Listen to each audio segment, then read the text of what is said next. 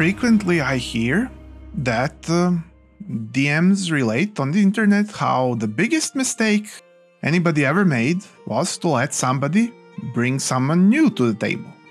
But was this such a bad thing? Was this always such a big deal? Was this always such a mistake? Is this a luck roll? Whether the new person will be a good, a good thing or a bad thing for your table? Well, let's see. Is it a bad thing to bring a new person to the table? It's an easy checklist. It has only 2 points. First point, did you ask the DM first? Of course, most people did ask, but still, very important point. Did you ask your DM nicely whether you can bring the new person and relate it to the DM who the new person is and what is their interest and so on? Second point, were you polite and not pushy? Because there is an important thing to consider. DM needs to make live entertainment. DM needs to cater to live people at the spot. This is something the DM views and combines from knowing, say, these 4 people. If you bring a 5th person, this creates so much additional work, complications and confusions that even if DM isn't aware of this, and I'm making this episode so as to make DMs aware of this, this brings so much new complexity that DM might not be able to handle it properly at first, or even later, because working party composition is something that we all seek, and once we find it, we don't want to break it. And this is not DM being stingy or selfish for not wanting another person now that they have everything they want.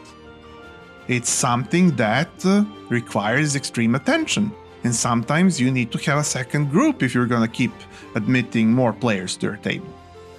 The first group is, at one point, for your capacity, for your creative vision, that you owe it to yourself and your players to fulfill to your best potential, is full.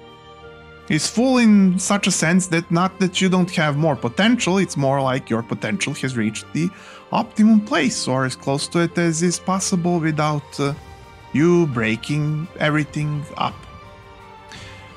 Well, what do we then do with a new person? Well, we can, as a DM, we can arrange a trial period where the person just comes in and you talk to them and they sit around and they check out the session, and then you talk to them and ask them how did they like it, what do they have interest in, what would they like to do, what would they like to play, what do they think of the campaign, and you have a sort of separate session 0 with them if this takes off the ground, and you talk to them whether they are interested in what things, see whether you see eye to eye, whether this is something compatible to the vision already present at the table, whether this is something that can be gotten from this person. Because when you relate to the new person, standards of the table and what is up, if the new person wants something completely different or severely different, then if an agreement cannot be easily arranged and enthusiasm gotten and things don't go swimmingly and chemistry is not born immediately, then you might want to delay this and get this person into the secondary group at most. Which is a problem because frequently people ask for their best friend, their girlfriend, their boyfriend, and so on to join the table. And they want to be together. But what you can and should do is to understand each other. The player that wants to bring somebody should watch this episode, you can show them, and they should understand how much planning and work goes into DMing, and that not everything always works out in the same way. People are not cans of sardines. You don't get to put them all in a stack on a shelf. So, therefore, what you want to ask the player that asked you to bring a new person in, you want to ask the player whether they're willing to participate separately in a second group if you're going to do that. If they want to play together with the other person. Which might not even be the best case scenario here. Are you able to DM for these 2 people who are closer to each other maybe than they are to you? Are all your interests combined together in a perfect manner? Ask your player all this and educate them in the art of selecting a group member. Then you can together see whether this will work or not. And yes, the player that wants to bring a new person might have some personal bias towards the person they want to bring, but if they're a good player, they will understand why you're asking all this and why you're planning all this. And they'll at least understand the concept of probation and trial period and potentially making a secondary group or potentially waiting till the second season of your campaign. Completely different campaign or something else. Maybe you can even arrange for a different DM to take over for the same group, but with this new person, you being the player, because you're not supposed to be the only DM forever. You're supposed to have a second DM that will DM for you, and therefore in this new dynamics, maybe there's room. Maybe the second DM wants to do it, maybe not.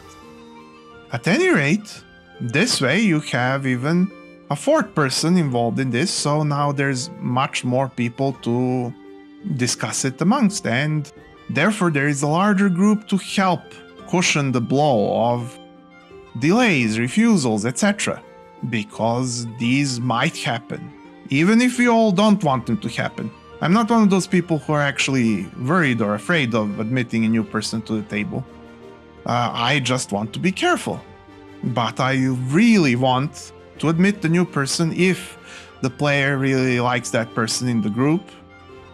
Even if the person is a boyfriend or a girlfriend, that's not gonna go wrong just because of that. People don't just spoil because of love.